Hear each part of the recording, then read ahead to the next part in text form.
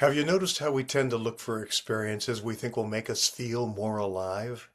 Big events or plans or vacations? What we're really saying is, I want to feel more alive than I feel right now. What I've discovered through my own experience is, you don't need to go somewhere to get that feeling. Singing happens to be the best doorway I know. There's just one catch. You have to sing without holding yourself back. Most of us have probably never done that. We judge our voice, we compare it, and it's hard to sing if you don't trust your own sound. But if you keep singing full out, something changes. You start to make friends with your voice, and once you trust it, singing stops being a test and becomes a pleasure. And then you can sing as easily as this. Tears don't care who cries them. They don't care at all.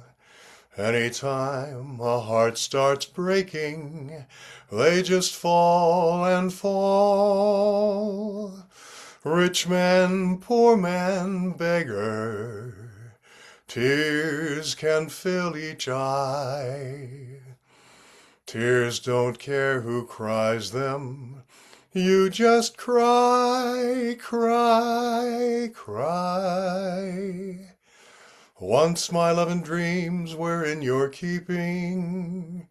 Then you went away with someone new. You laughed at me when I was weeping.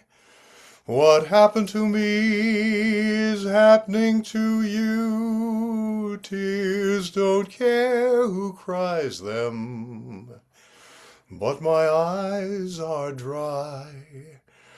I'm laughing now as you learn how to cry,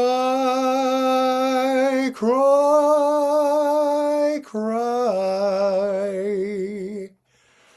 When I sing without holding back, even imperfectly, I feel myself come back into my body. I feel present. I feel here. And that feeling doesn't come from sounding good. It comes from letting myself be heard by myself.